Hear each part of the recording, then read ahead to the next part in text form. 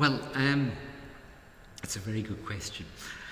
The old town, I think, just started as a sort of settlement during the days of the Abbey, and the Abbey would have been the biggest structure. It would have been the most important thing going on in this area would have been the Abbey. And the monks would have been farming because they worked on the farm. They'd have been making beer, they'd have been selling their corn, they'd have been buying seed. So there'd be quite a lot of trade with the Abbey of buying and selling things. So people settled just outside the Abbey grounds because there were opportunities there to do business and so forth. And the Abbey possibly employed other people that weren't monks to do jobs. So it would have been a sort of handy location because, of course, there were no vehicles and a lot of people didn't have horses or donkeys. So if you were involved in the Abbey, you probably had to walk there. So it would have been kind of the obvious place to settle. But the ground there was a bit damp and the houses wouldn't have been planned, and they'd have been sort of put up as and when needed, and probably pretty basic, no brick, possibly not even stone. So they would have probably been more like sort of cabins rather than houses, and no drainage or sanitation or anything. So when my family became well settled in Abbeyleix, they thought it would be much nicer to build a really nice town with a wide street and sanitation, which obviously wasn't as good as it is now, but it was at least planned, and there was a stream going down the main street. And so there was water provided by my family. In fact, it was only during my father's lifetime that the water supply of Abbeyleix changed from being the responsibility of my family to the county council. And it was only in the 1950s that the county council actually took up the responsibility for supplying water to Abbeyleix. Up until the 1950s, the De Vesci family did. So the things like the fountains, which were nice to look at, but also very important. You know, the fountain in the middle of the town, and there's one at the bottom of the town. They were important because they were places you could get water, they were places your horses could drink on market day and so forth. So having a wide street, all of that was really important. And so, and in terms of drainage and so on, and just better housing conditions. So that was really why they made the move. Can you tell us about the church that's on the estate? I can tell you what I know about it, and I wish I knew more, because it's sort of tied in with the history of the Abbey, of which we know so little. But we're trying to restore the church as much as we can, as it had gotten to bad condition, and Laois County Council and Heritage Council, and there are government bodies who are really helping us and really behind this, which is great. The old church has a notice in it, and if you guys can persuade the school authorities to bring you down, I'd be thrilled to show it to you one day. It has a notice in it saying that the gallery, which is where the choir go up, that was erected in 1750. So the church is at least as old as that. And I think the church is probably a bit older, because I kind of think that you might be thinking the church was built in 1750 in that notice instead of just the gallery. So it kind of suggests to me the church was older and it was just the gallery that was built then. So there's a gap between 1540, which is when the Abbey was dissolved, around that period, and 1750, and by 1750 that church was ready to have a gallery erected. And so we don't quite know what happened in that gap, and we don't quite know whether the old church was built on foundations that might have been part of the Abbey. But we obviously know that by 1750 there was a church there, and it was a Church of Ireland church. And it continued to have services until the big Church of Ireland church was built. And then the big Church of Ireland church was extended in the mid-1800s, made even bigger. And then the old church started to be used less and less, but it still was used for the summer services and so forth, and in my lifetime. And now it is not really used, and we're just trying to restore it, and we have to feel a way forward for how we can keep some sort of use and how it could fit in with the other infrastructure. So we'll have to see how the story continues. But it's frustrating that we don't know enough about it. There are some quite early graves in the churchyard from people that were born in the very late 1600s, and that's pretty old. So I think that where the church is now was some of the abbey buildings. But maybe you can organise another day out. Thank you. Thank you. What would have happened if no son was born to inherit the estate? Oh, that happened. And it was really tough on the ladies, but that was back in the day. The men kind of ruled the roost. No longer. But in those days, it had to be a male, continuous male descendant. So it had to go father to son to son. So if the father had no son, if the father had a brother and he was still alive, when the father died, the father's brother would inherit. And if the father's brother wasn't alive either and he had a son, he would inherit. And if the father had two brothers, and the first one didn't work, it would go to the third brother. And that happened with Lord and Lady de Vesci, Lady Evelyn de Vesci and Lord de Vesci had one child that was a daughter called Mary, who was my godmother. And she was a wonderful, lovely lady, and she used to come and stay with us. And if she'd been a boy, she'd have been Lord de Vesci. But she never felt or never expressed any resentment or regret or anything. She was very, very friendly with my parents. She used to come and stay. And as I said, she was my godmother. And I remember her being a lovely lady. But because she was a girl, the estate was inherited by one of the sons of her father's brother. And if she'd been a boy, I wouldn't be here. I'd exist, but I'd be somewhere else. But, and Mary went on and had children, and they're cousins of mine, and they're very close friends of mine. So it was very unfair. Who set up the carpet factory and why was it important? Well, that's a really good question, because although we don't want to really admit it in Abbeyleix, it actually was set up in Durrow. The Durrow Castle Hotel was the family home of the Flower family, and the head of that family was Lord Ashbrook. And Lord Ashbrook's son was called Robert Flower, and he was a clever man, and he started the carpet factory on a very small scale in Durrow. And he invented this special knot that, as you know, the carpets are made from tying little bits of wool into a frame, and then you snip the tops of the bits of wool off to leave what's called the tuft of the carpet. And he invented this special hook and this special way of tying the hook that was much quicker and better than the existing way. And he patented that. You know what a patent is? When you register your idea and nobody else can use your idea. So he patented it. And then Lord de Vesci in 1906, I think it was, bought the carpet factory in Durrow, and he bought the patent, which has meant that he paid money to Mr. Flower to be able to use the idea. So he bought the patent for that stitch, and he moved the carpet factory to Abbeyleix, to where Bramley's is now. And he was my great-uncle Ivo, and I think actually it was his mother who probably nudged him into doing this, because great-uncle Ivo had newly become Lord de Vesci. He was young, he was in his early 20s.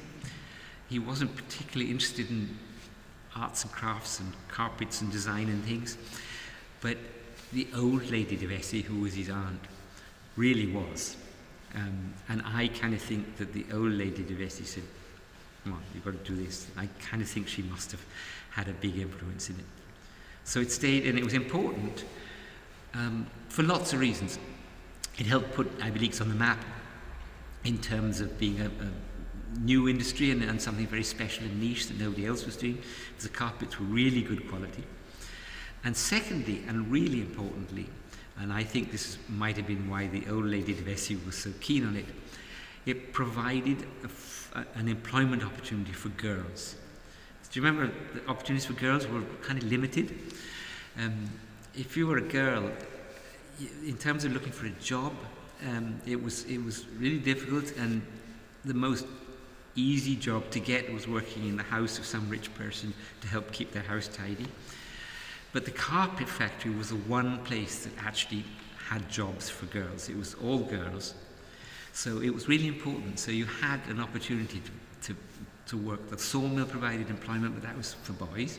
I don't think there were any women employed in the sawmill. And the carpet factory was one of the few places that if you were a girl, you could say, no, I don't want to be cleaning some wealthy guy's house. I want to do something else. So it was really important for that reason. And it helped put Abbeyleix on the map because my family would have important guests. And if you were an important guest coming to stay at Abbeyleix house, my family made sure you went down to the carpet factory. And you were probably made to feel a bit embarrassed if you didn't actually buy a carpet. So a lot of the carpets from Abbeyleix went to important houses, particularly in England. And of course, as I'm sure you know, the Titanic.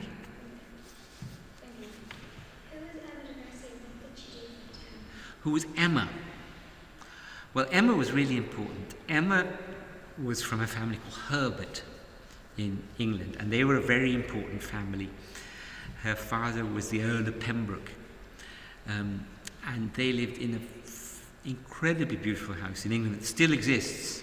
It's near Salisbury in the south of England, and it's open to the public, and it's astonishingly beautiful and has lots of important pictures on it, and it's, if ever you're near Salisbury, well worth a trip.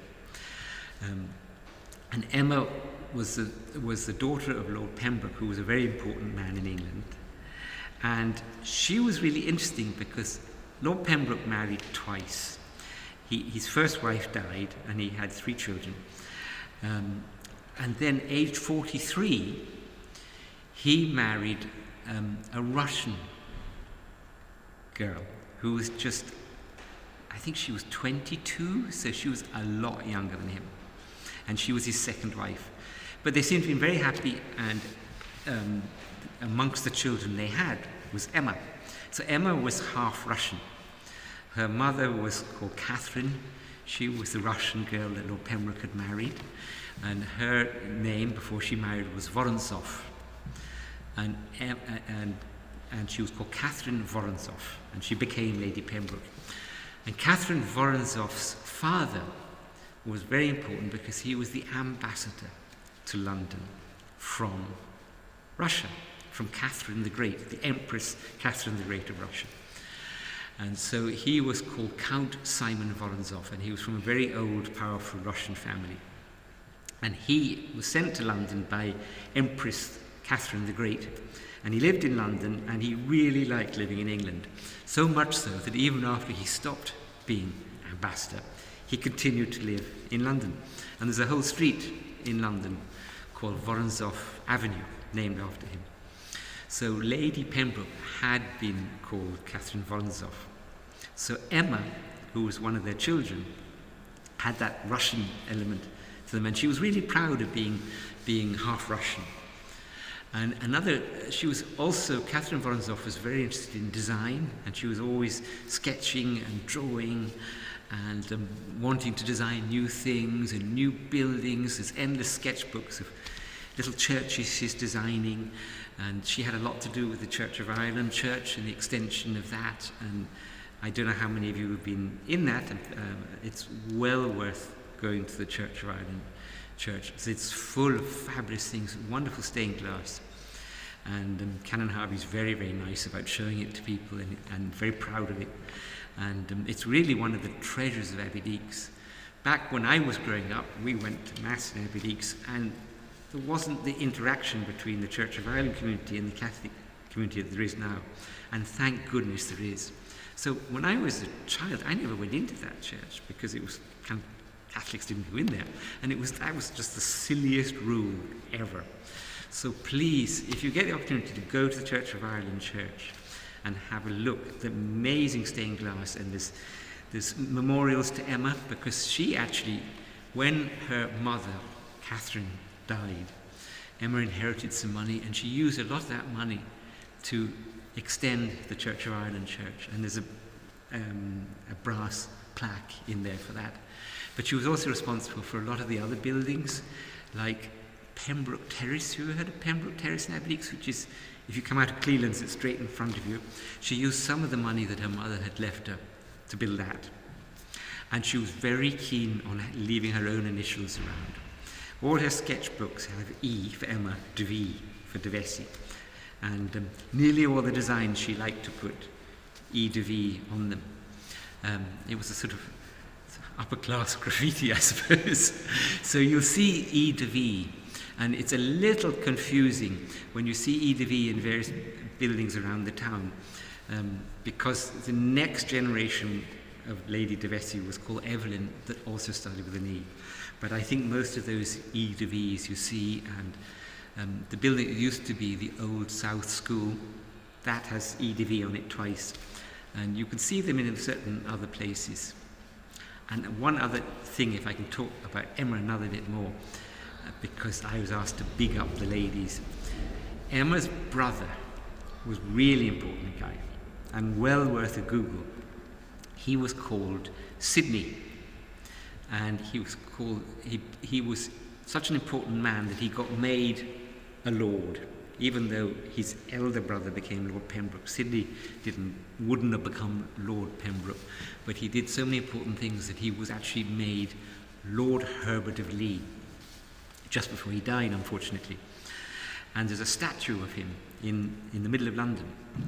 And one of the reasons he was incredibly important, and remember he was Emma's brother, and they were very close, he was one of the first people to really focus on working conditions, and particularly conditions in the army, and particularly health and sanitary conditions. And he wrote a book on it, and he was one of the first people to say, hey guys, we got to look after the people who work for us better. We've got to make sure they have more healthy conditions. People in the army would join the army and they go off and they die of never having been shot at, because they died because they were sick, because they caught diseases, because there were no sanitary facilities. And how many of you heard of the Crimean War? Anybody heard of the Crimean War? It was a big war that actually, awkwardly enough, was between England and Russia. So Catherine Vorontsov it was slightly tricky for her. The Crimean War was a big war that took place in the Crimea, which is on the Black Sea, and it was a big war between Russia and England. And the sanitary conditions were terrible, and all the soldiers were dying of cholera and typhoid and all these dreadful diseases. And Lord Herbert of Lee, Emma's brother, who had family money, he made friends with a lady called Florence. And he funded Florence to go to the Crimea and start hospitals and look after the wounded and sick soldiers properly. And could anybody guess what Florence's other name was, what her surname was? She was called Florence Nightingale. And Florence Nightingale, if you Google her, and she's well worth a Google, is very, very famous because she was the first person to look after soldiers properly and understand the importance of fresh water and sanitary conditions. And she would not have been able to do what she did without Emma's brother, Emma de Vesci's brother, who was he was Sidney, he was Lord Herbert of Lee. So he's well worth a Google. Sorry, I answered. Long answer to your question. And I went off at a tangent.